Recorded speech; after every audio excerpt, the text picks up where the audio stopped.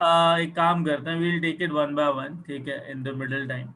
So we'll start with the we were doing work done, right?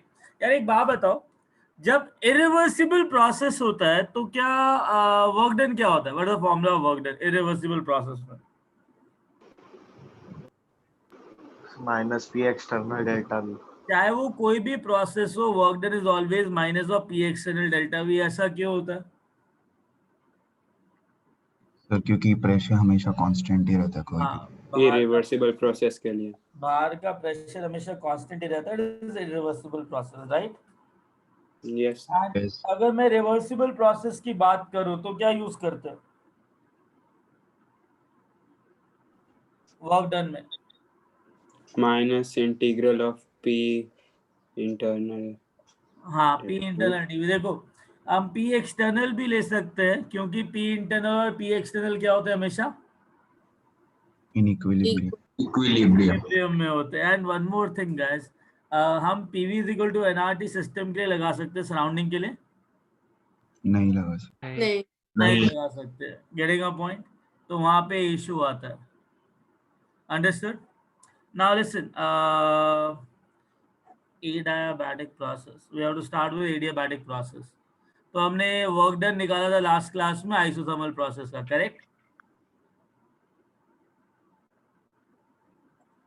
Yes, sir. Now Yes, sir. the work done we have to calculate for adiabatic process.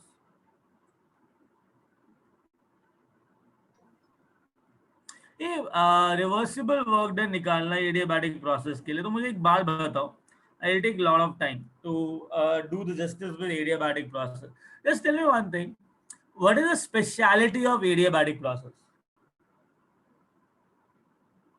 Sir heat gain और heat loss नहीं होता।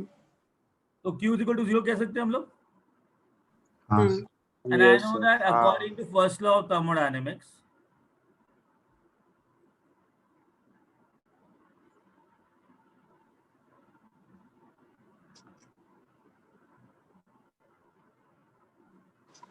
Q equal to du minus w.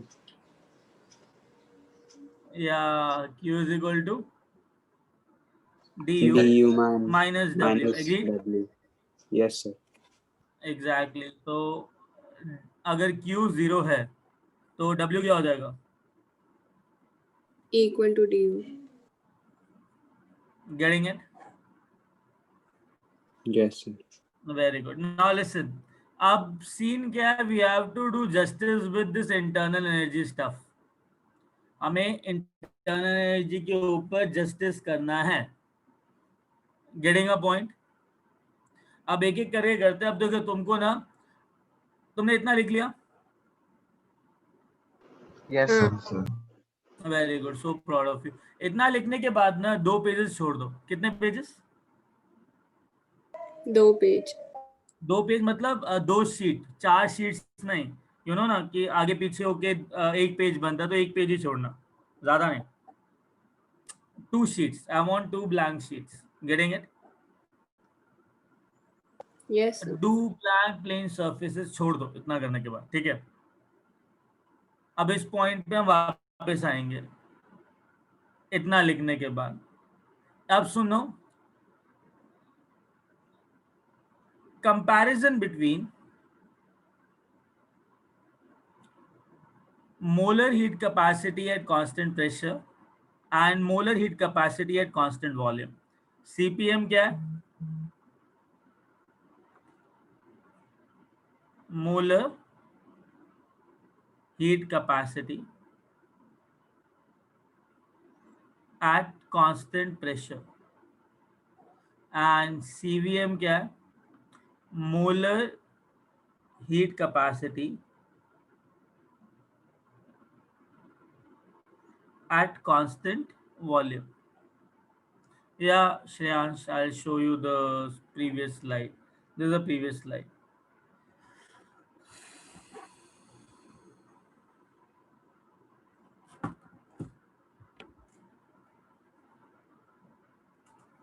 देख लिया श्रेयांश? अच्छा लगा देख के? Okay. Now listen now, it's very important, ठीक है? नाउ एक बार बताओ, पहले तो मुझे मोलर हीट कैपेसिटी का डेफिनेशन बताओ. What is the definition of molar heat capacity? Amount of heat required Amount of raise- heat required to raise temperature of a substance by 1 Kelvin, by 1 1 Kelvin mole of substance. per mole of a substance. Agreed? Yes, sir. अगर मैं बोलूं तो ये हो जाएगा Q is equal to C M N into C M D T. कोई doubt? अगर pressure constant है और जो प्रोसेस है वो कांस्टेंट प्रेशर पे हो रहा है, तो कांस्टेंट प्रेशर पे Q को मैं QP लिख सकता हूं. Yes, sir. और मोलर हीट कैपेसिटी क्या हो जाएगा? N into C M at constant pressure dt. Agreed? अगर कांस्टेंट वॉल्यूम पे होगा तो QV is equal to NCV molar into dt. इसमें कोई डाउट? गाइस इसके अंदर कोई डाउट? No, sir. नहीं. अच्छा मेरे को सब एक चीज समझना, इतना लिख लिया. हाँ. अब बहुत इंटरेस्टिंग है, बहुत ज्यादा इंटरेस्टिंग है. सर आप वो QP वाला पार्ट वापस बता सकते हो? कौन सा वाला बेटा? QP is equal to NCPM देखो dt. अगर Q is equal to NCDT होता है, ये तो मोलर हीट कैपेसिटी है, NCDT होता है, तो यार कांस्टेंट प्रेशर पे QP हो जाएगा. Yes sir. कांस्टेंट प्रेशर पे heat capacity, molar heat capacity भी कांस्टेंट प्रेशर पे हो जाएगी. Yes sir. हाँ तो QP is equal to NCPM dt. QV is equal to NCVM dt. कोई doubt? No sir. Very good. अब मेरी बात समझना, मैंने दो प्रोसेसेस को कंपेयर कर रहा हूँ. पहला आइसोकोरिक, दूसरा आइसोबारिक, बिकॉज कांस्टेंट वॉल्यूम है और कांस्टेंट प्रेशर है. तो एक काम करते हैं, I just draw a line in between. मेरी ड्राइंग इतनी अच्छी नहीं है but still managed. Constant volume पे मतलब क्लोज कंटेनर है. Yes, sir.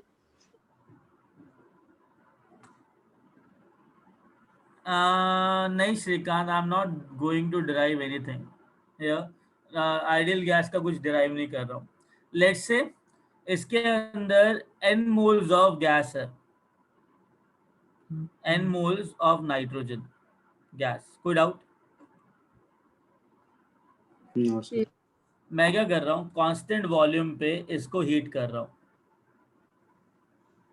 तो टेम्परेचर ना T1 से T2 की तरफ बढ़ा. Getting it? हाँ. Very good. अब जो मैंने हीट सप्लाई करी इसको, वो कांस्टेंट वॉल्यूम पे करी, तो वो QV होगी, heat supplied eight constant volume. Yes, sir. अब मैंने क्या किया, इसी प्रोसेस को कांस्टेंट प्रेशर पे किया.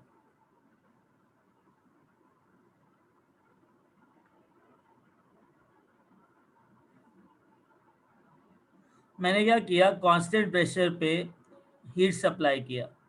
जब हीट सप्लाई किया तो क्या होगा, जैसे हीट बढ़ाओगे तो अंदर का प्रेशर बढ़ेगा कि नहीं बढ़ेगा? बढ़ेगा, sir. अच्छा अगर प्रेशर बढ़ेगा तो बाहर का प्रेशर तो कांस्टेंट है, राइट? Yes, sir. तो इसका वॉल्यूम क्या होगा प्रेशर कांस्टेंट करने के लिए? Increase. इंक्रीज Increase होगा. अच्छा अगर ये एक्सपेंशन होता है तो क्या हो रहा है, ये काम कर रहा है कि क्या काम नहीं कर रहा है? काम कर रहा है. अच्छा इसके काम अंदर भी ना n moles of nitrogen gas है. इसका भी फिर इसमें से- टेम्परेचर T1 इसमें से T2 से तक आइसोपोरिक बढ़ा. कौन सा है? अब मेरी बात समझना, एक चीज समझना, ठीक है? जो इंटरनल एनर्जी होता है ना, is the function of temperature. किसका फंक्शन होता है? टेम्परेचर. समझना इस चीज को. Is depend only on temperature. Now मैंने क्या किया, यहाँ पे एनर्जी प्रोवाइड करी. ये एनर्जी जो प्रोवाइड कर रहा हूँ, ये कोई काम कर रहा है कि सिर्फ इंटरनल एनर्जी बढ़ा रहा है? कोई वॉल्यूम वॉल्यूम कॉन्ट्रैक्शन हुआ क्या? No, तो sir. कोई काम हो रहा है क्या इधर? No, sir. अच्छा जितने भी हीट प्रोवाइड कर रहा हूँ कांस्टेंट वॉल्यूम में, वो ये एब्जॉर्ब कर रहा है, और जो हीट एब्जॉर्ब करा उतना ही उसने टेम्परेचर गेन किया. Yes, sir. Yes. करेंगे। अब जितना टेम्परेचर गेन होता है ना, वो इसको बता रहा है कितना इंटरनल एनर्जी बढ़ा है, because internal energy is only function of Temperature. Temperature and the amount तो दोनों का सेम है, right?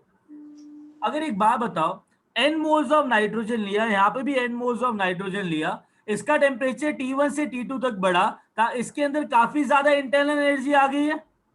Yes, sir. Yes, sir. Same amount of gas का टेम्परेचर यहाँ पे T1 से T2 बढ़ा, तो जितनी इंटरनल एनर्जी यहाँ पे गेन हुई है, उतनी इंटरनल एनर्जी यहाँ पे गेन होगी।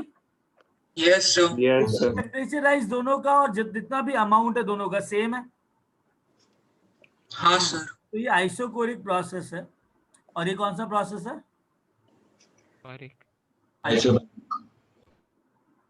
अब एक चीज समझो, हाँ, यहाँ पे अगर फर्स्ट लॉ ऑफ थर्मोडायनेमिक्स लगा रहा हूं तो Q V is equal to D U plus minus of W होता है। कोई डाउट? No sir. अच्छा, what is the work done here? Zero है sir. Work done is equal to minus of P D V integral D V, V constant है, D V 0 है, तो work done कितना हुआ? 0. तो जितना भी एनर्जी यहाँ पे प्रोवाइड किया गया, इसने क्या काम किया? अगर W 0 है तो इंटरनल एनर्जी में स्टोर कर लिया। और QV का फॉर्मूला क्या होता है? N into CV dt। कोई डाउट? Yes, sir. देखो, मैं जानबूझ के सबस्क्रिप्ट M नहीं लिख रहा हूँ बिकॉज थोड़ा कंफ्यूजन होता है उससे। CV क्या है? Molar heat capacity. What is CV? Molar heat capacity. Capacity eight, Constant volume. मतलब कांस्टेंट वॉल्यूम में जितना भी एनर्जी दिया जाए वो उसका इंटरनल एनर्जी इंक्रीज करता है। Getting it? Yes sir. Okay. Now understand one thing.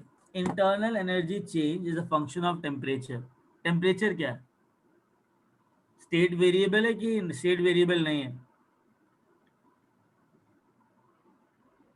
Temperature state variable है कि state variable नहीं है?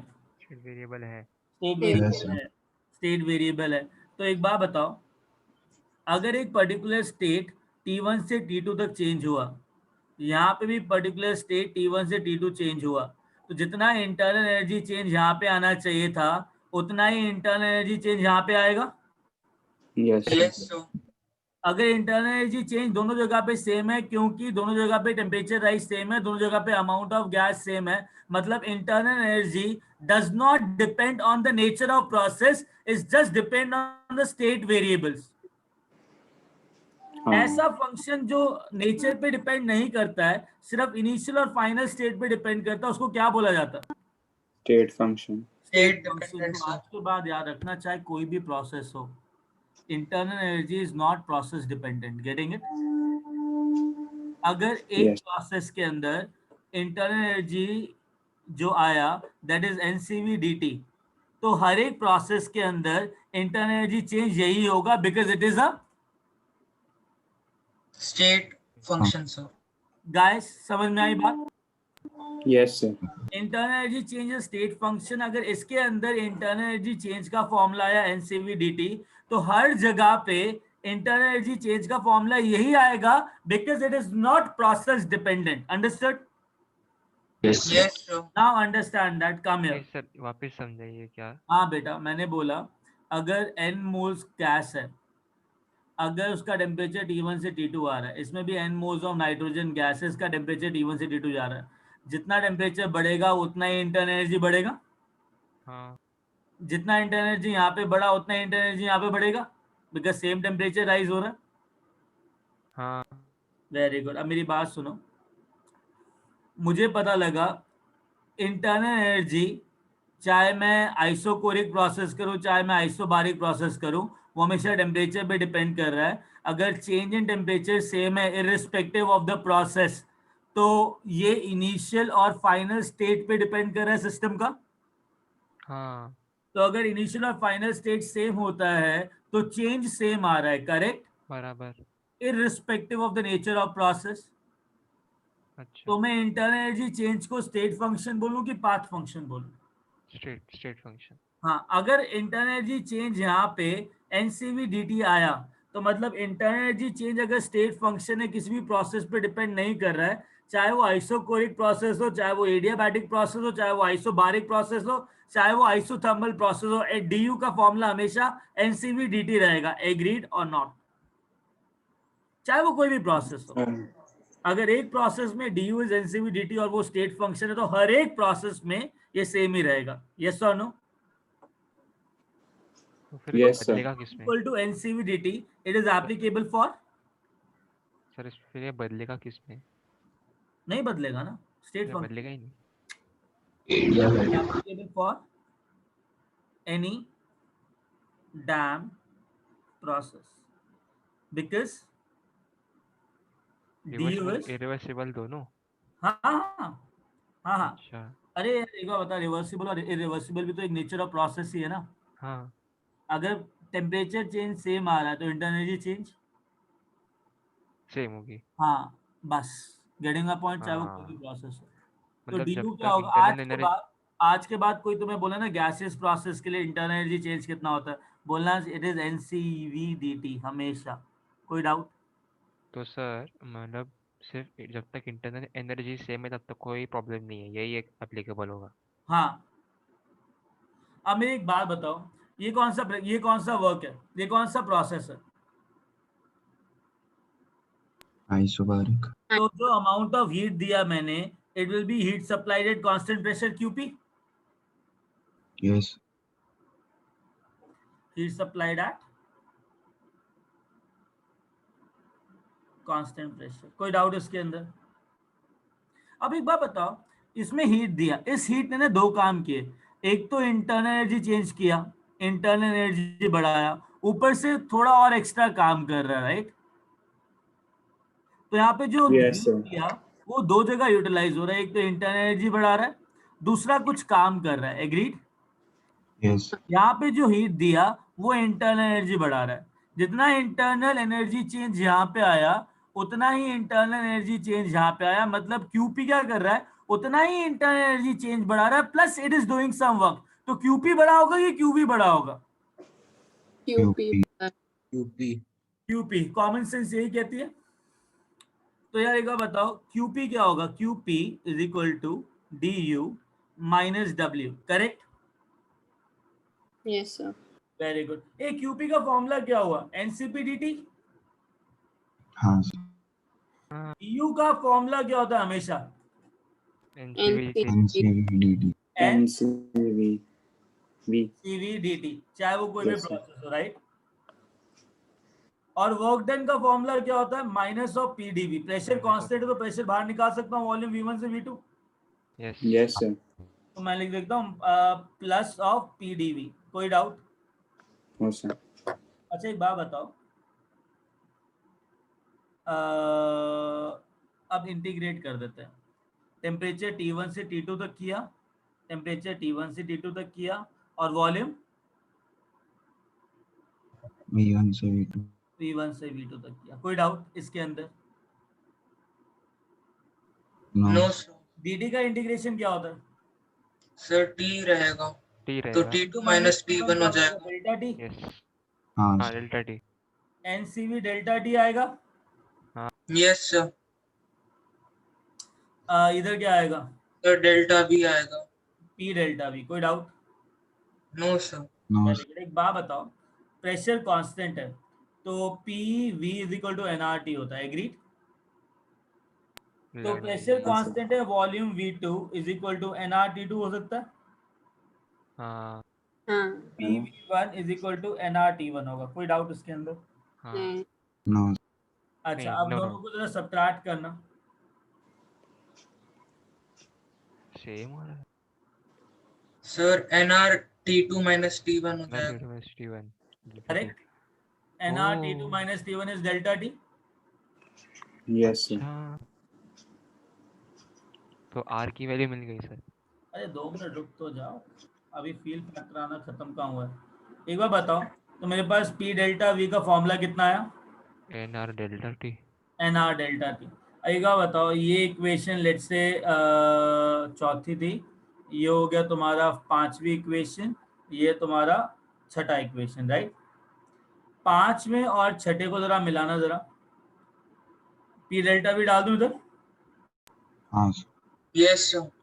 P delta T is equal to N C V delta T plus N R delta T. Sir अब N और delta T दोनों cut जाएंगे हर तरफ। तो मेरे पास क्या आया, sir Cp is equal to Cv plus R। मतलब molar heat capacity at constant pressure is equal to molar heat capacity at constant volume plus R. Getting it? Yes sir Yes. Understood?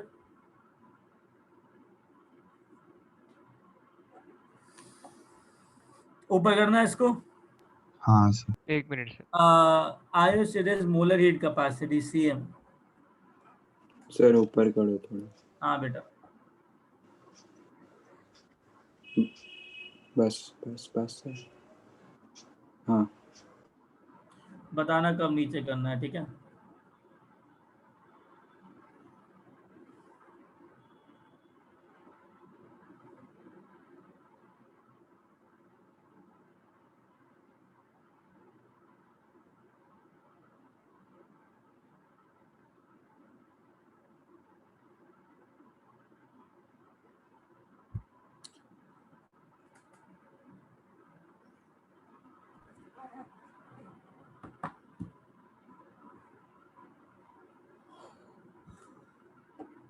Sir थोड़ा सा नीचे कीजिए ना। हाँ बेटा, sir in equation से हम क्या ढूंढेंगे? बता रहा हूँ, सब सब कनेक्ट होगा आपस में। पहले लिख लो इतना। अभी तुमको इतना पता लगा ना कि क्यूवी होता है एनसीवी डी और एनसीवी डी हमेशा डी के इक्वल होता है। Getting it? पर सर इससे एक चीज ये पता लगी, चाहे कोई भी प्रोसेस हो, डी का फॉर्मूला हमेशा क्या रहेगा? एनसीवीटी। बस। सी। और उसके बाद सीपी और सीवी के बीच में रिलेशनशिप क्या है वो पता होना चाहिए। Getting it? सर हाँ, क्यूवी हमेशा डीयू के इक्वल तो नहीं होगा ना, मतलब हमेशा नहीं होगा ना equal. D Q V is equal not equal to D U. नहीं, हमेशा होगा ना बेटा। जितनी हीट प्रोवाइड करोगे, तुम कोई काम नहीं कर रहे हो बट एनर्जी ले रहे हो, तो वो जो एनर्जी आएगा वो तुम्हारा क्या करेगा? अनस्टेबल करेगा। अरे बेटा, इंटरनल एनर्जी बढ़ाएगा ना, तुम तो सिर्फ एब्जॉर्ब यस कर रहे सर। हो। हाँ इंटरनल एनर्जी बढ़ जाएगी। हाँ, तो अगर क्यूवी की बात हो रही है, मतलब वॉल्यूम एक्सपैंड नहीं हो रहा, तो मतलब कोई काम हो रहा है क्या? नहीं, अगर कोई काम नहीं हो रहा तो तुमको एनर्जी क्या कर रहे हो? सिर्फ एब्जॉर्ब कर रहे हैं हाँ, तो जब एब्जॉर्ब करोगे तो वो तुम्हारा क्या बढ़ाएगा? Internal energy. तो इसलिए क्यूवी इंटरनल एनर्जी के एक्सचेंज के इक्वल होता है, और अच्छा, क्यूवी डी एनसीवी डी होता है, इसलिए डी यू भी एनसीवी डी होगा। अगर डी यू एक प्रोसेस में एनसीवी डी आया तो हर एक प्रोसेस में एनसीवीटी आएगा। बस। Getting it? मतलब हमें हर क्वेश्चन में ये ढूंढना पड़ेगा कि एनसीवीटी है हाँ, या फिर। अरे हर एक क्वेश्चन में एनसीवी डी नहीं ढूंढना पड़ेगा बेटा, हर एक क्वेश्चन में डी ढूंढना पड़ेगा and everything will be given to you. ओ, ठीक है, सीवी कैसे निकालना है मैं बताऊंगा अभी तुमको, है ना। सबके लिए तरीके हैं, जस्ट वेट। सर बट जिन प्रोसेस को कंपेयर कर रहे हो उसमें डीटी सेम होना चाहिए ना दोनों। क्या? सर अगर कोई दो प्रोसेस को इससे कंपेयर करेंगे तो डीयू के लिए डीटी सेम होना चाहिए ना, तो ये हाँ, एप्लीकेबल। अगर डी सेम है तो डी सेम होगा, सेम टाइप की हाँ गैस का।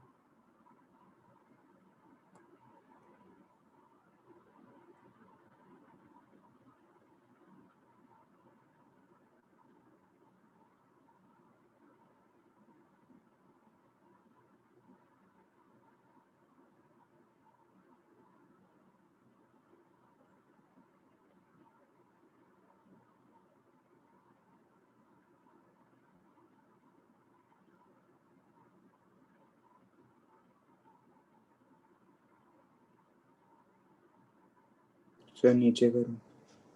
हाँ, scroll. Okay.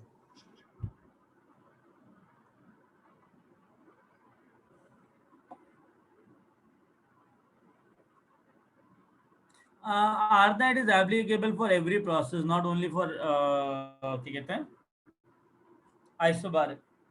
Cp is equal to Cv plus R is a universal statement. हमेशा यही होगा. Yeah. And these are molar heat capacity. मैं जानबूझ के m नहीं लिख रहा हूँ because it confuses student. Getting it?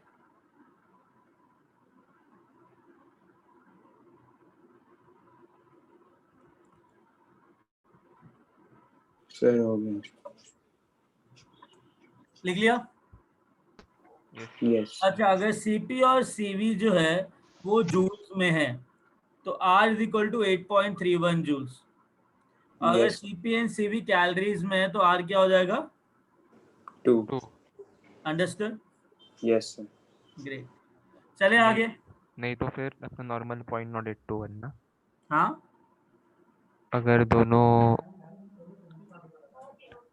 Litres में होंगे, सॉरी क्या कहते हैं उसको, लीटर्स में कहाँ से? सॉरी ये कुछ नहीं sir.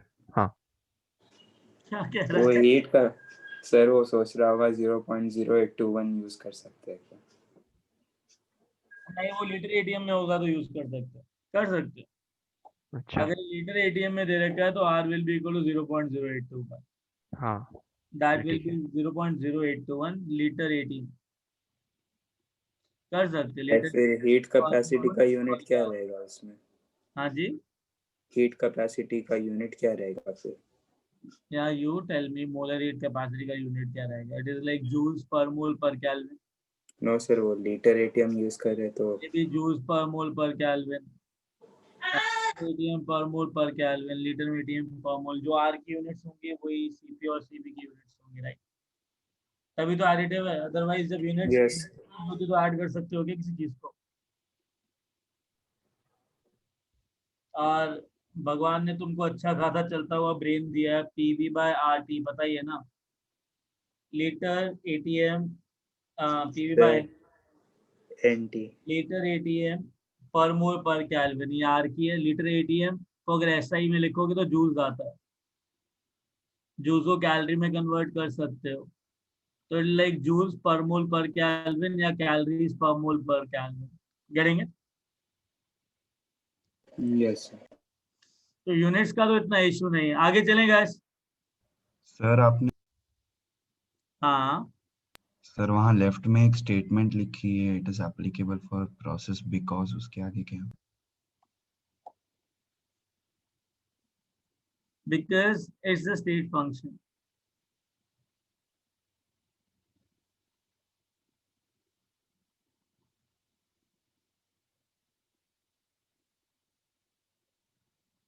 Is applicable for everything.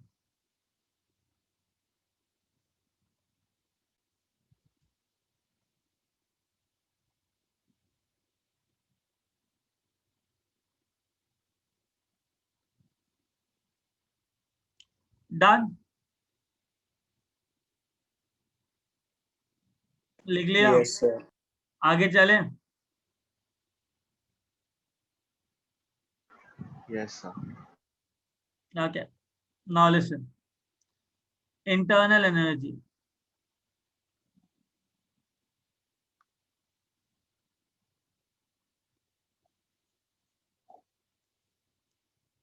Internal energy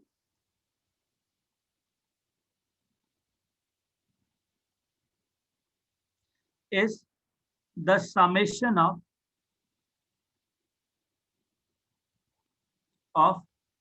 all the internal energies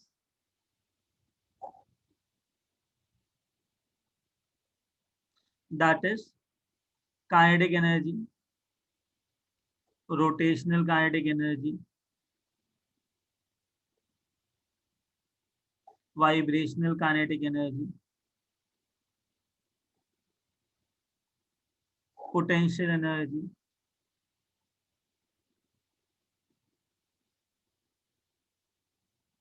possessed, etc. Possessed by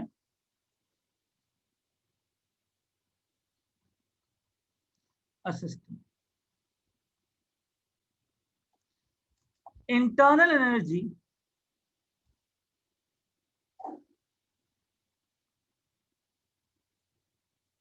is a state function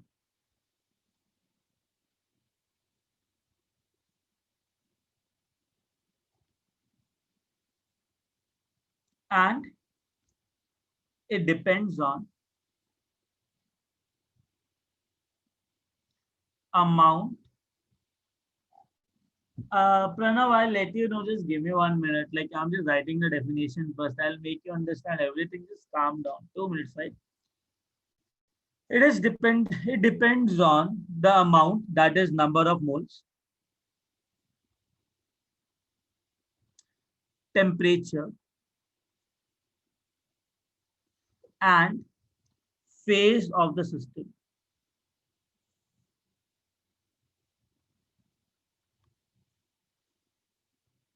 मतलब क्या होता है फेज का? Solid, liquid, gas. Liquid, gas. Getting it?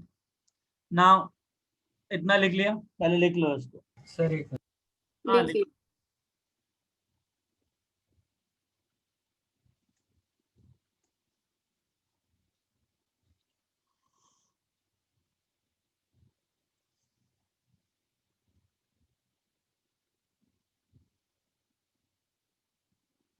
तुम्हारा फिजिक्स में रोटेशन शुरू हुआ है क्या? No, No, sir. sir. अभी work energy चल रहा है. वर्क पावर चल रहा है. Yes, sir. कोलिजन हो गया, कोलिजन WPE में. No, sir. No, sir. No sir school में हो गया वो इसको सर्कुलर मोशन हो गया, सर्कुलर मोशन. हाँ, circular sir. हो गया. मैकेनिक्स हो गया सर स्कूल में अच्छा, हॉरिजॉन्टल वाला हुआ कि वर्टिकल वाला या कोनिकल? दोनों Horizontal. दोनों तीन तीनों हो गए. तीनों सर. कोनिकल वाला भी हो गया. Yes, sir. यस.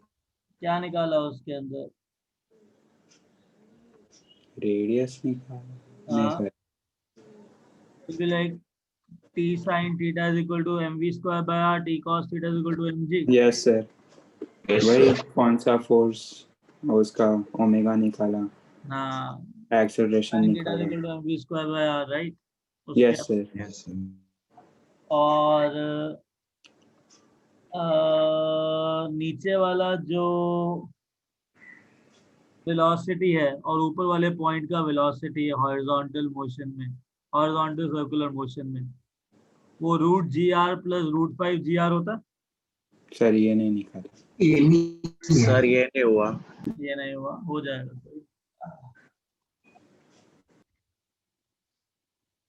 ओके, चलें.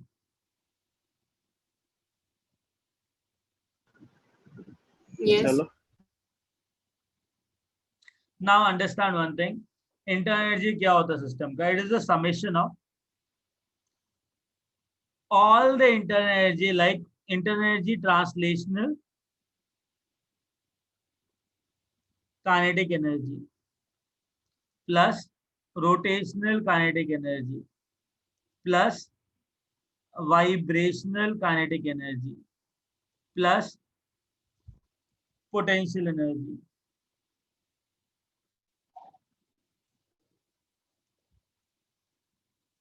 Plus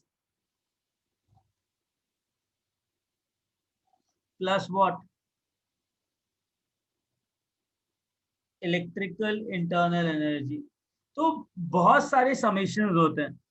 ठीक है, अब समझो एक चीज को, एब्सोल्यूट इंटरनल एनर्जी कैलकुलेट करना पॉसिबल नहीं है क्योंकि बहुत सारे समेशन इन्वॉल्व है, राइट? और देखा जाए magnitude of kinetic energy and potential energy ज्यादातर रहता है, बाकी सब नेग्लिजिबल होता है. Getting it? Yes, sir. अब सब काइनेटिक एनर्जी और पोटेंशियल एनर्जी एप्रिशिएबल रहता है, बाकी सब नेग्लिजिबल होता है. बट नेग्लिजिबल भी काउंट होगा ना. हाँ तो सर. इतनी छोटे छोटे एनर्जीज है which is not possible for us to calculate. इसलिए absolute internal energy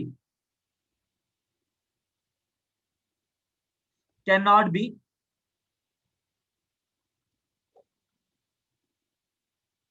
calculated, but the change in internal energy, that is du, can be calculated.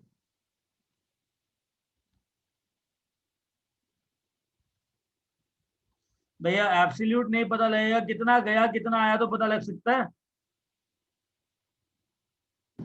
हाँ अब मेरी बात समझना, for ideal gas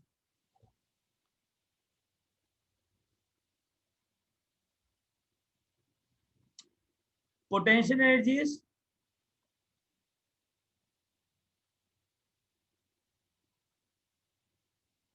zero.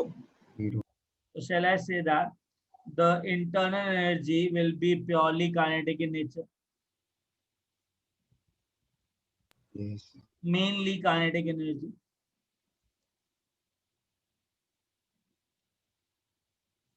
Getting it? अब kinetic energy भी ना बहुत सारे टाइप की होती है। अब कौन कौन सी काइनेटिक एनर्जीज होती हैं? पहला तो तुम देख लो translational kinetic energy.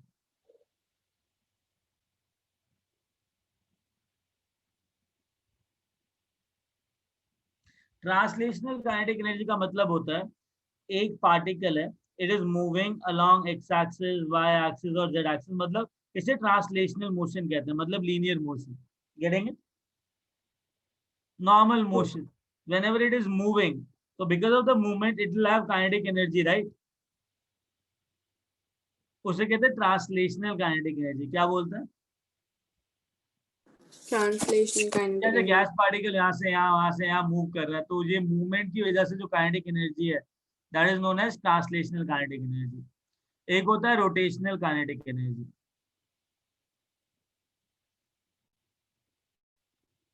Rotational kinetic energy मतलब अगर एक गैस पार्टिकल है, वो gas particle along an axis because of temperature rotate भी कर सकता है ना। हाँ हाँ इस रोटेशन की वजह से काइनेटिक एनर्जी आएगी कि नहीं आएगी? आएगी। आएगी। आएगी ना। तो इस काइनेटिक एनर्जी को बोला जाता है क्या? Rotational kinetic energy. Rotational kinetic energy. Getting it? एक होता है Yes, sir. Vibrational kinetic energy. क्या होता है? Vibrational kinetic energy. Vibrational kinetic energy के अंदर एक एटम अगर दूसरे एटम के साथ बॉन्ड बनाता है ना, उस बॉन्ड को, उस कोवैलेंट बॉन्ड को ना स्प्रिंग की तरह कंसीडर किया जाता है। Getting it? Sir A spring covalent bond is considered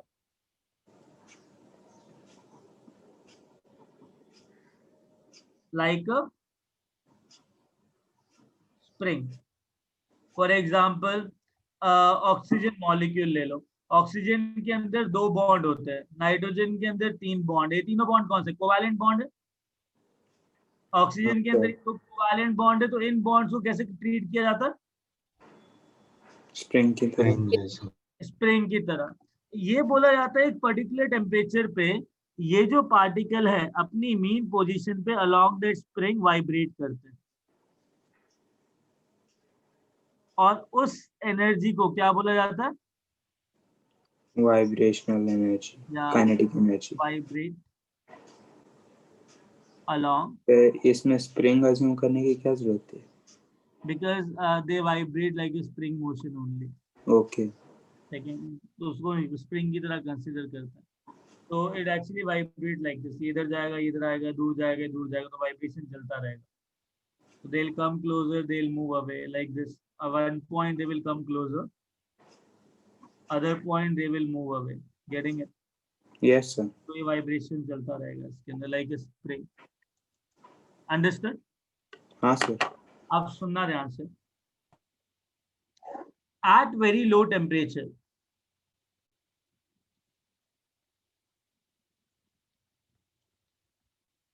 rotational kinetic energy and vibrational kinetic energy are negligible. Getting it? Translational kinetic energy appreciable होता है। Getting it? Yes, sir. At normal room temperature or slightly high temperature, or slightly higher temperature.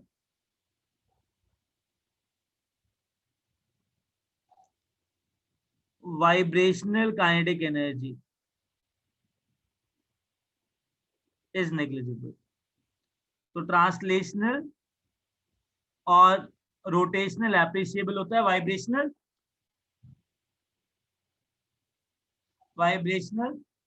negligible. at high temperature.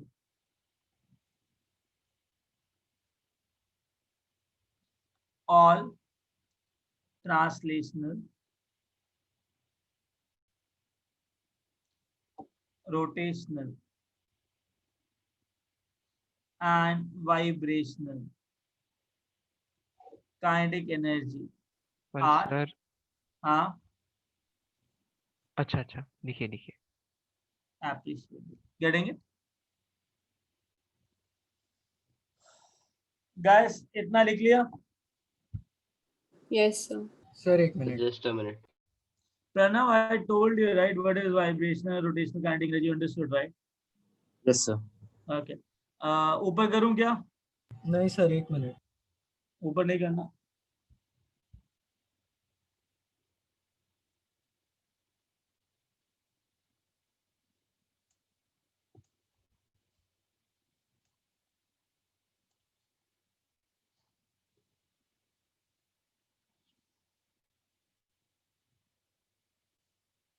आगे चलें?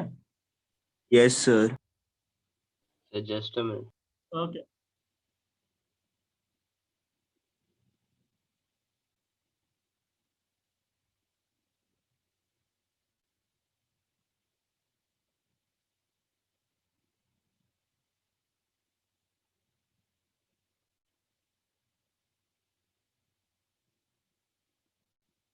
Done. Okay.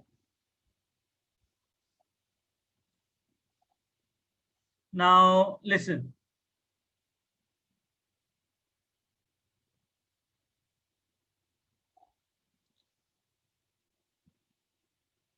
Degrees of freedom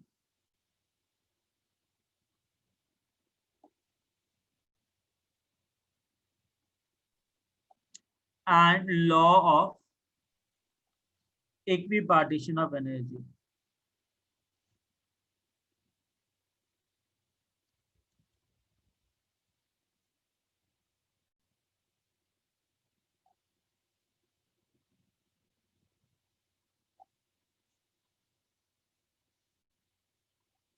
Listen, guys.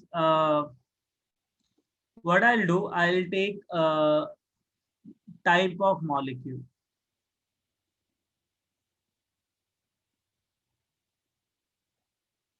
And we will calculate degrees of freedom. ठीक है? Now पहले एक काम करते हैं, degrees of freedom का definition लिख लेते हैं. ठीक है? What is degree of freedom?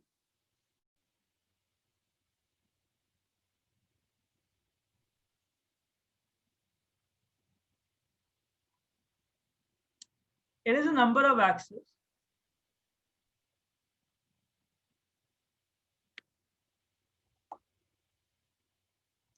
that is x, y, z, along which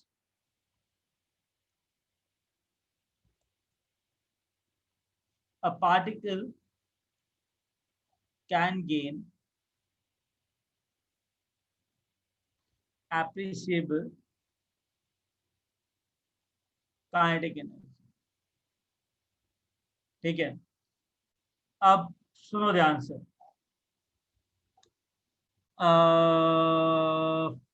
Fine. I'll calculate degrees of freedom. I'll tell you how to calculate it. ठीक है? Now एक और statement है, पहले उसको लिख लो. For a molecule. Chemical bonding में कहाँ तक पहुंचे हो? Sir, bond enthalpy. Bond enthalpy. क्या? Sir, bond parameters चल रहे हैं हमारे अभी.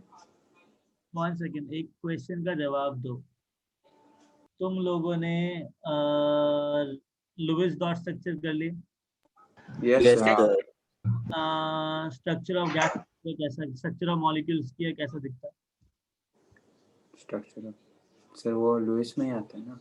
लुईस के बाद वीवीटी में आता है। वीवीटी किया क्या? No, sir. कोई नहीं। For a molecule containing n number of atoms, total degree of freedoms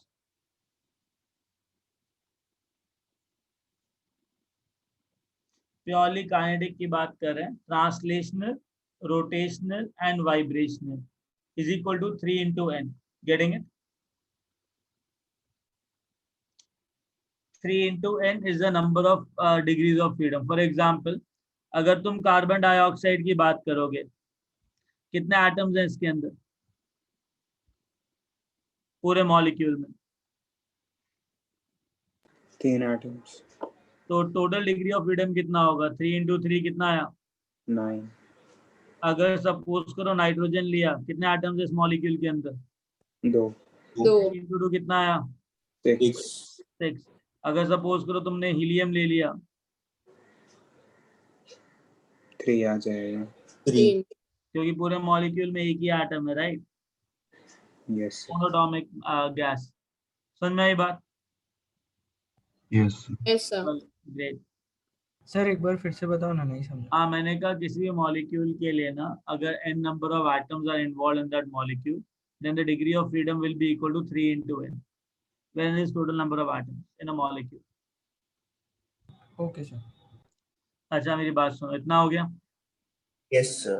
अब डिग्री ऑफ फ्रीडम का डेफिनेशन देख लिया। ये वो इतनी नंबर ऑफ एक्सेस होती हैं जिससे एक particular molecule considerable kinetic energy gain कर सकता है। Getting it?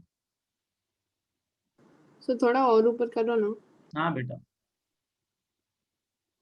हो गया, थैंक यू। हो गया। Okay, now listen to it properly. ए गाइस, तुमको ना लास्ट क्लास में कोई गुरु ज्ञान दिया था, एप्लीकेबल किया? Yes, sir. अप्लाई किया? Yes, sir. अप्लाई किया? Yes, अरे sir. हाँ या ना? हाँ.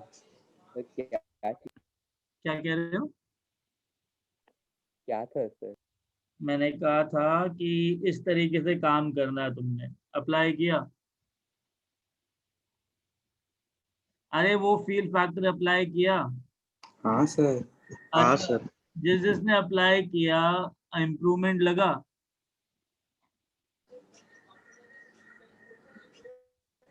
हाँ. इतना इंस्टेंटेनियस नहीं लगा इम्प्रूवमेंट. हाँ कंसंट्रेशन लेवल बढ़ा? हाँ सर। हाँ थोड़ा तो बड़ा। है ना?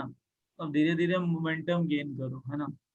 इम्पोर्टेंट है, मोमेंटम गेन करो। ओके, कहाँ थे हम लोग?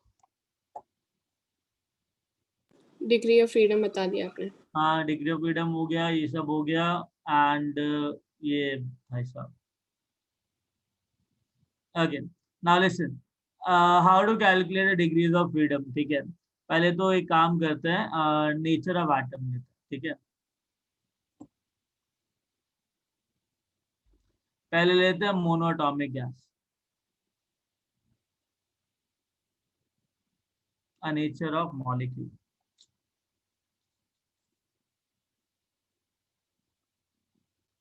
Nature of gas, monoatomic gas लेते हैं, like helium, neon, so on. Diatomic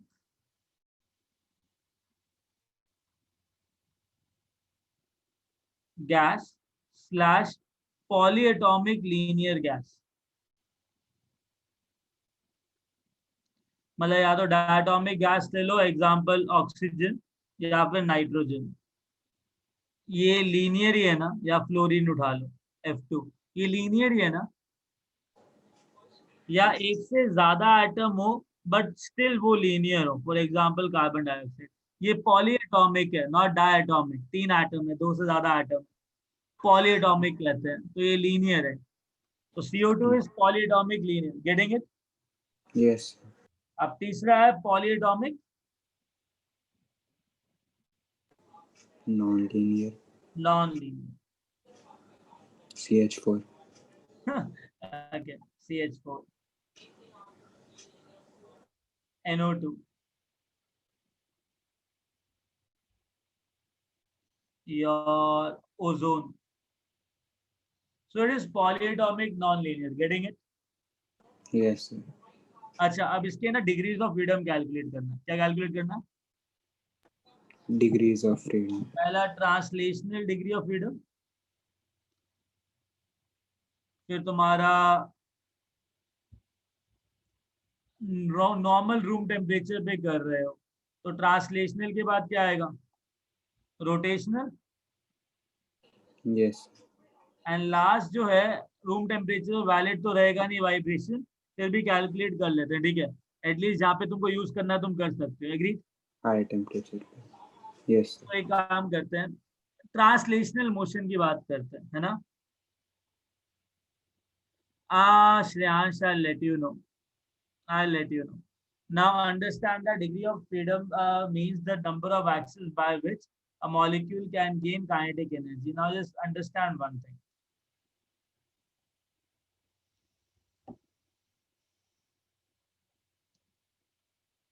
तुमने एक मोनोटॉमिक एटम लिया, गैस लिया, तुमने एक डायटॉमिक गैस लिया और पॉलीएटॉमिक लीनियर गैस लिया या फिर पॉलीएटॉमिक नॉन लीनियर गैस लिया. इनके बीच में बॉन्ड्स हैं.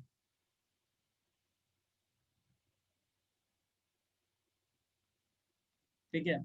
नाउ एक बार बताओ, इस पर्टिकुलर मॉलिक्यूल को I can move this molecule along x axis. जब एक्स एक्सिस में मूव करेगा तो एक्स एक्सिस में काइनेटिक एनर्जी गेन करेगा कि नहीं करेगा?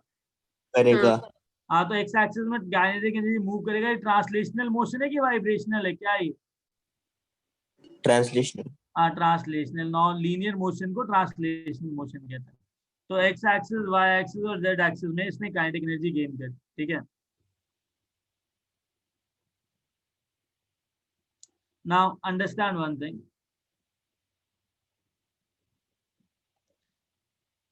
वाई एक्सिस में मूव करेगा तो काइनेटिक एनर्जी गेन करेगा कि नहीं करेगा? करेगा. करेगा. जेड एक्सिस में मूव करेगा तो काइनेटिक एनर्जी गेन करेगा कि नहीं करेगा? करेगा. करेगा. तो इसके अंदर ट्रांसलेशनल डिग्री ऑफ फ्रीडम कितनी लगी? एक तीन ही एक्सिस होती है, एक्स, वाई और जेड. हाँ सर. तो कितना ट्रांसलेशनल हुआ इसका? 3. 3. अच्छा, अब काइनेटिक एनर्जी तभी कैलकुलेट करते हो जब अपना जो एटम है ना वो अपना पोजीशन चेंज करे. Getting it? Yes, Yes. sir. वो क्या करे? Position Change. अब एक काम करो, क्या मैं इस मॉलिक्यूल को अगर मैं एक्स एक्सिस के अलोंग रोटेट करूं,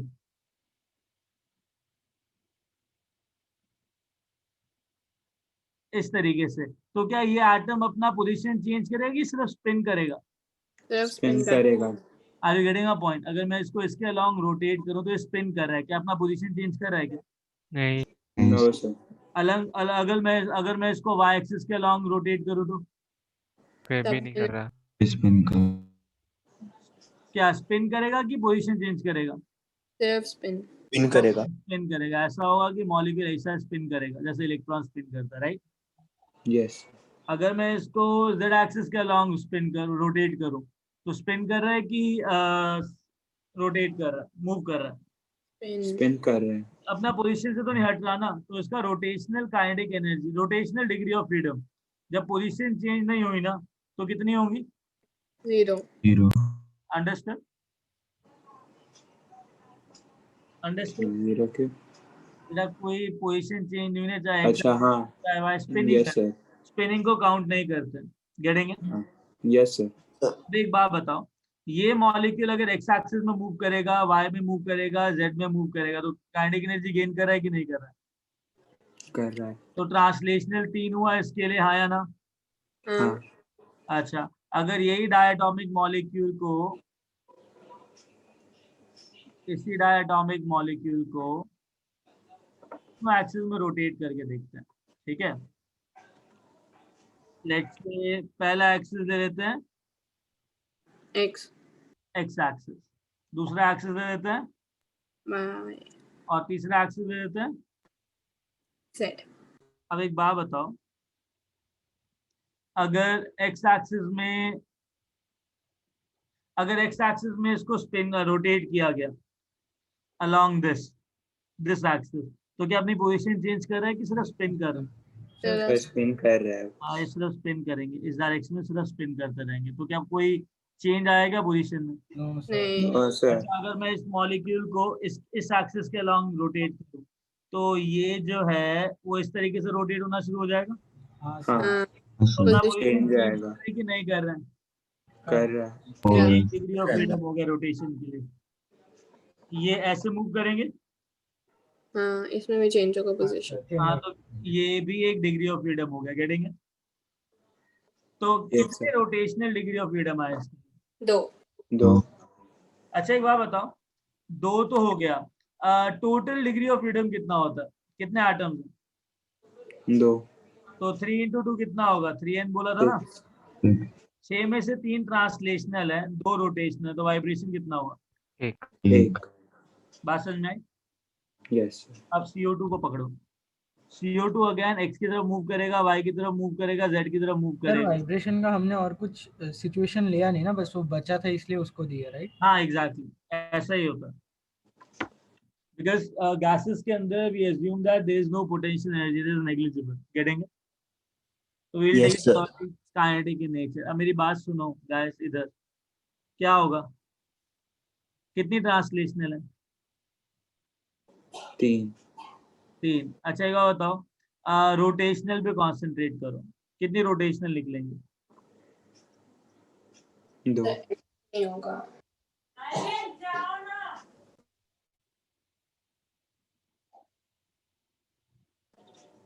सर 2 नहीं। अलोंग एक्स एक्सिस लोगे तो स्पिन कर रहा है कि रोटेट कर रहा है? अलोंग वाई एक्सिस और अलोंग जेड एक्सिस क्या करेगा? ये Rotate. रोटेट करेगा। ये ऐसे जाएगा, ये ऐसे जाएगा, ये ऐसे जाएगा, ये ऐसे जाएगा। अगेन रोटेशनल कितना निकला? 2। और इसमें वाइब्रेशनल कितना निकलेगा 3 एटम है तो? 4. 4। गेटिंग? Yes. तो लीनियर डायटोमिक और लीनियर पॉलीएटॉमिक का ट्रांसलेशनल प्लस रोटेशनल इक्वल है,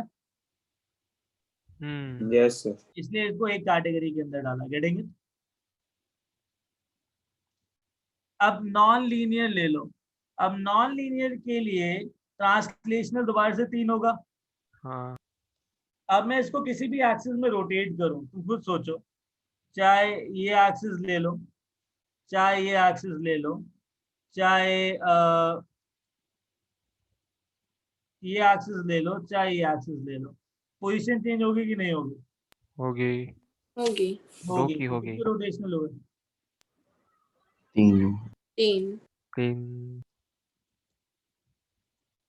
और वाइब्रेशनल कितने हो गए? 3। ये तो रेसिडुअल है। गेटिंग? Yes sir.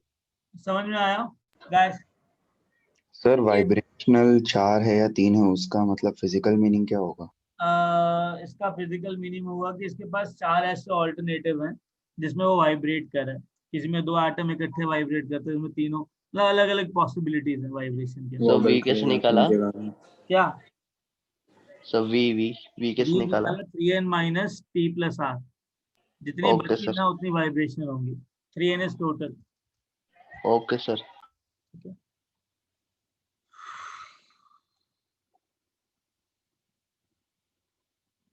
हाँ बेटा, ये ड्रॉ करना है, ऑब्वियसली ड्रॉ करना है, वरना क्यों इतना टाइम लगाता हूँ? सर वो कॉलम्स में ड्रॉ कर दे या फिर उसमें कुछ लिखवाओगे? नहीं, सिर्फ ड्रॉ करना है, बाकी डायग्राम पीछे वाले टेबल में लिख जाएगा।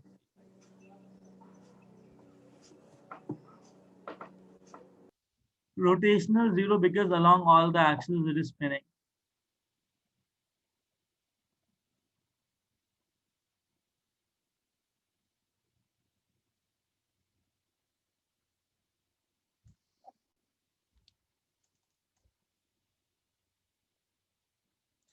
मनोज v का मतलब होता है v is 3n minus t plus r। जितनी बची वो तुम्हारा वाइब्रेशनल है। Yes, sir.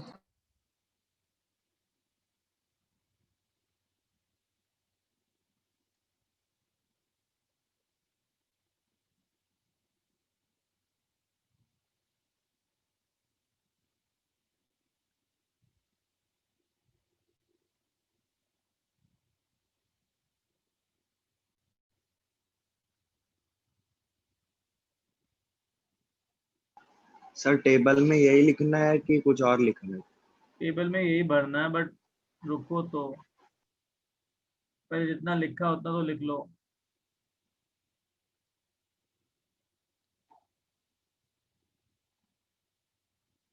Done, sir. लिख लिया? एक minute sir.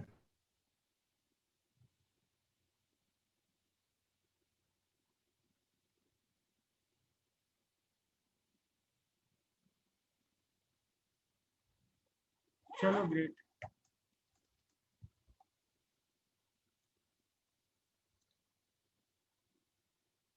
Okay guys, monoatomic के अंदर ट्रांसलेशनल कितना? तीन।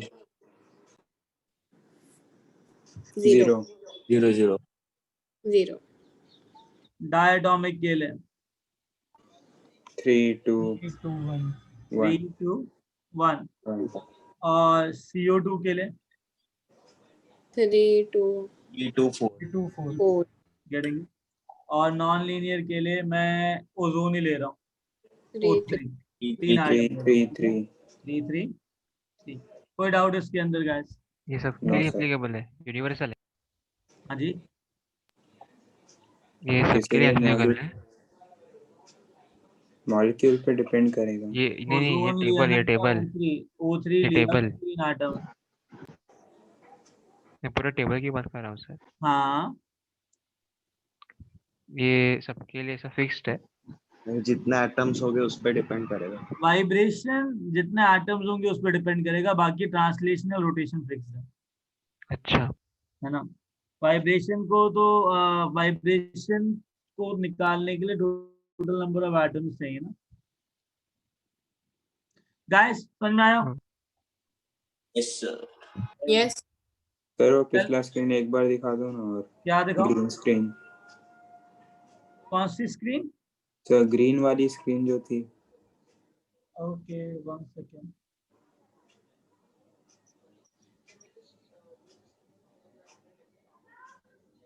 ये थोड़ा सा लोचे वाला काम हो गया।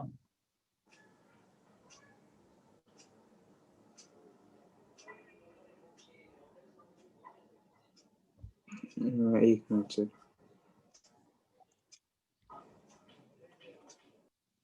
सर डन हो गया। देख लिया ग्रीन वाला screen? Yes sir.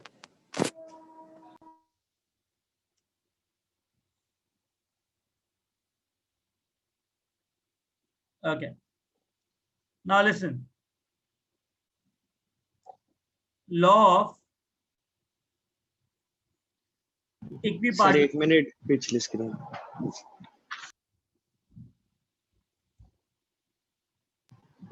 Done sir. Okay.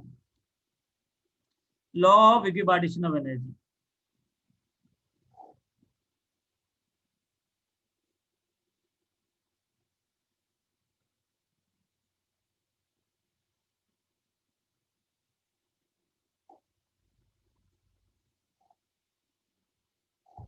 It says that for every rotational plus translational, plus की जगह स्लैश लिख लो, slash translational degree of freedom, the change in internal energy per molecule will be half k dt, where k is R by Na, Boltzmann constant.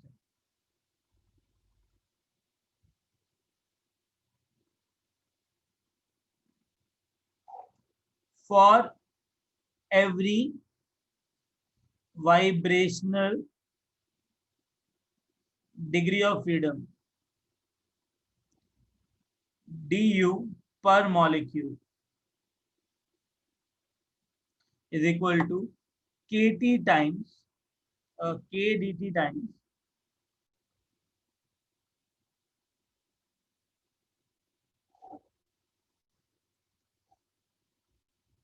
k dt times the degree of freedom, that is vibrational degree of freedom.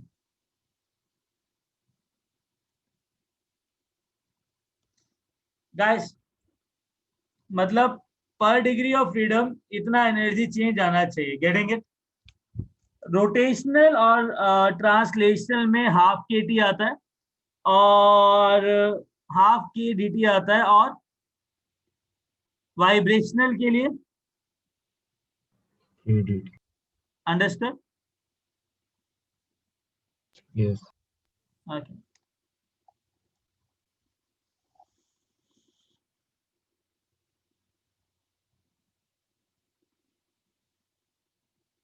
अच्छा, एक और चीज, shall you move ahead, right? Yes, sir. Sir ये आपने जो लिखा है वो नहीं समझा, बताओ ना एक बार. अब बताता हूँ, इसको एलैबोरेट करूंगा बट लिख लो भी. In other words,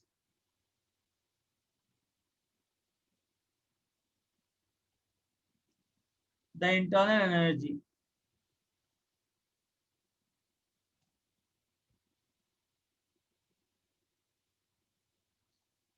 per rotation / translational degree of freedom is half kT, and for vibrational degree of freedom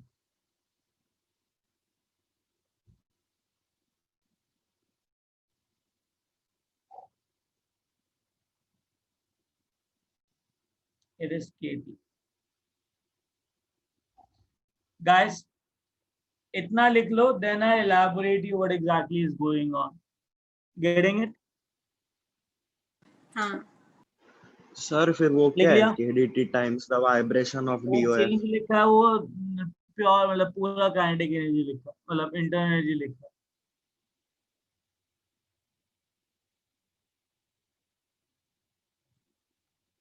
आगे चलें? नो सर, एक minute.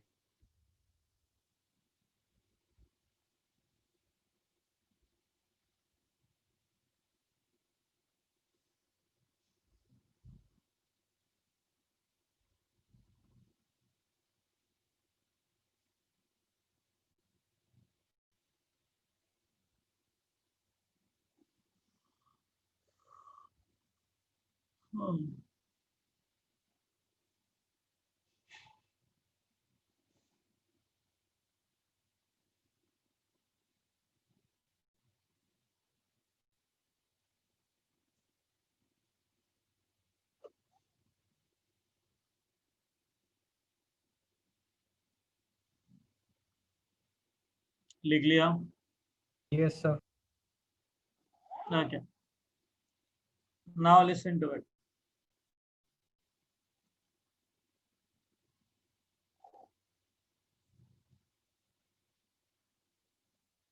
Nature of gas.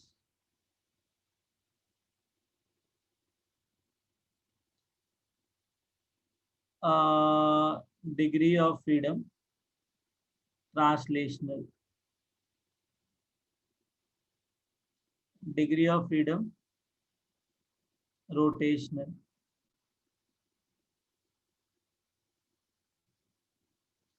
Internal energy per molecule.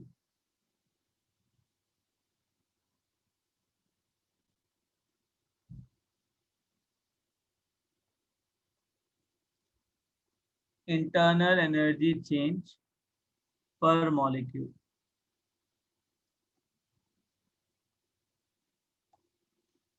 Internal energy change per mole. Internal energy change for n moles. CV, CP.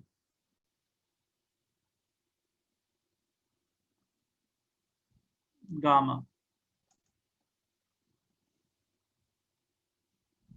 भाई साहब monoatomic gas, मुझे बताओ mono atomic gas में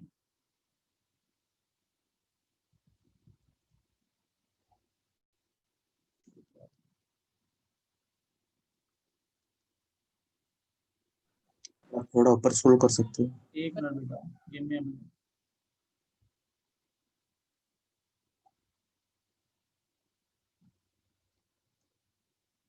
mono atomic,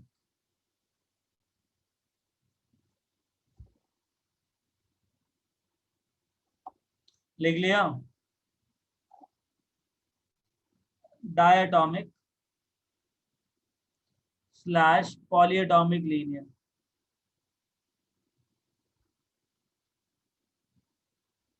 sir वो last के 2 columns कौन से है?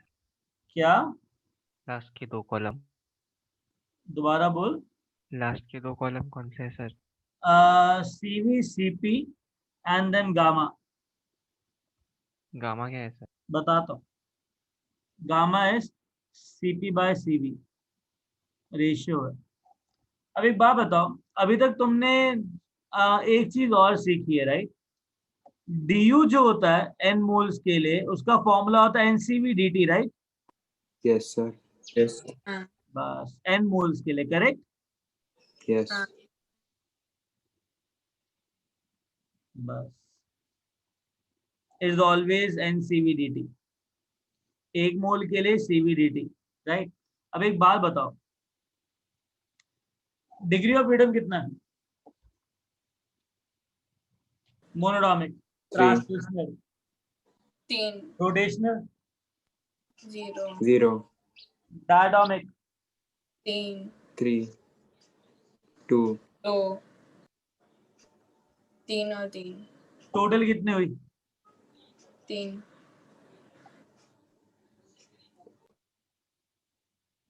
Total 3, 5 5 6 and 6। यार पर degree of freedom internal energy कितना मॉलिक्यूल का? हाफ kT, हाँ सर. और 3 है तो 3 इंटू हाफ kT लिखूंगा।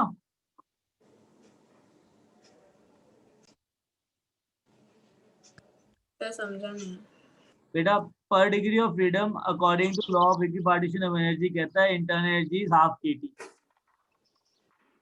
तो टोटल डिग्री ऑफ फ्रीडम मेरे पास 3 नहीं है, वाइब्रेशन नहीं है because at very high temperature लिया जाता है उसको, राइट?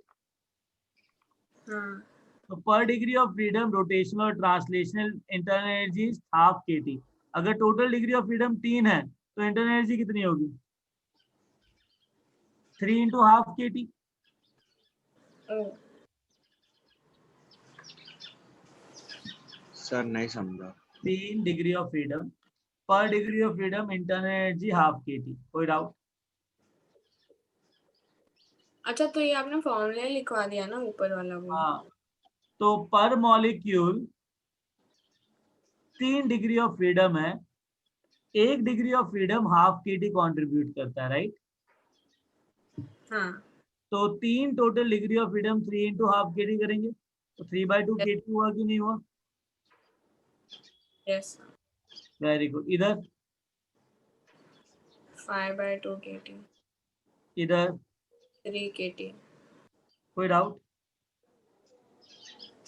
एक बार बताओ, अगर इंटरनल एनर्जी एक मॉलिक्यूल की आ गई तो चेंज कितना आएगा? अगर 3/2 kT है तो चेंज कितना हो जाएगा? 3/2 kdt,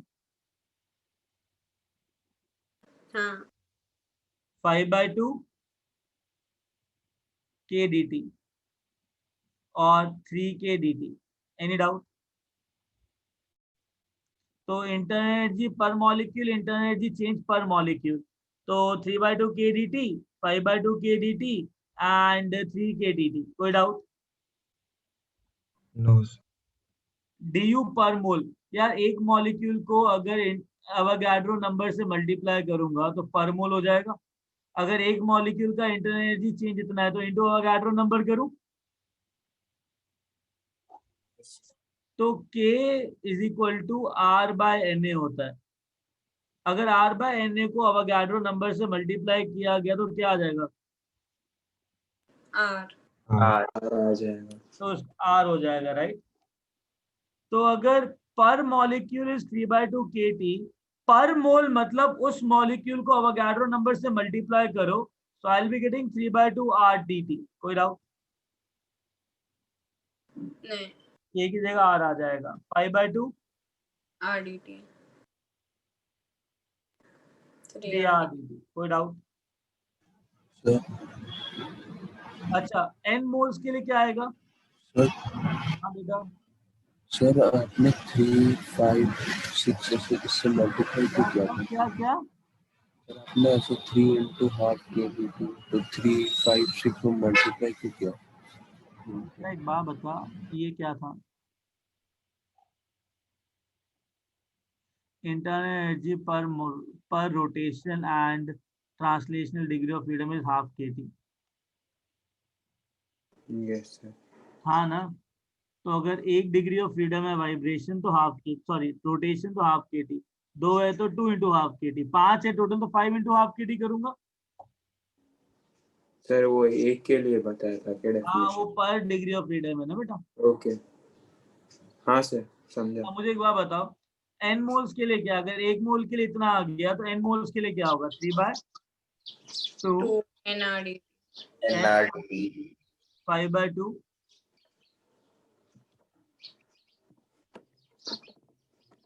एग्री गाइस? du का फॉर्मूला क्या था? सेंसिटिविटी। जरा कंपेयर करना, n और dt हटाना तो बचा क्या है? cv कितना है मोनोटॉमिक के लिए? 3/2 R। 3/2।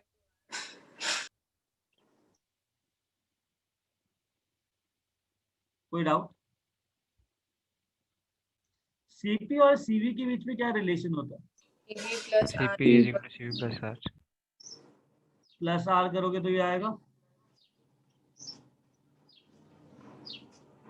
कैलोरीज हाँ, में क्या ना। हुआ? 5/3, 7/5 और 4/3। कोई डाउट? No sir. तो ये याद रखना, सर अगर सीपी डिग्री ऑफ कैसे निकाला? +2 करके ना। हाँ हाँ, प्लस r करके बेटा, 2 नहीं। हाँ भाई, R। मैं क्या कह रहा था, इंपॉर्टेंट चीज बोल रहा था, अगर टोटल डिग्री ऑफ फ्रीडम 3 है तो 3/2 R हो जाएगा तुम्हारा वो CV। अगर टोटल डिग्री ऑफ फ्रीडम 5 है तो 5/2 R CV हो जाएगा। अगर टोटल डिग्री ऑफ फ्रीडम 6 है तो 3 R CV हो जाएगा। कोई डाउट? नो मतलब हाफ R से मल्टीप्लाई कर दो तो सर ये वैल्यूज किस काम आएंगे? 3/2 R, 5 into half R 5/2 R, 6 into half R 3 R। CV plus R is CP, CV plus R is CP, CV plus R is CP, then gamma will be CP sir by तो R की value 2 ली है ना हमने। बेटा R की value कुछ भी हो कैंसिल ही हो जाएगी ना गामा में। और डिपेंड करता तुम्हें किस में चाहिए यार, CV की वैल्यू किस में चाहिए। अगर जूल में चाहिए तो 8.31 लोगे। ओके हाँ सर, समझा समझा। तो CV और CP तुमको अब कैलकुलेट करने की जरूरत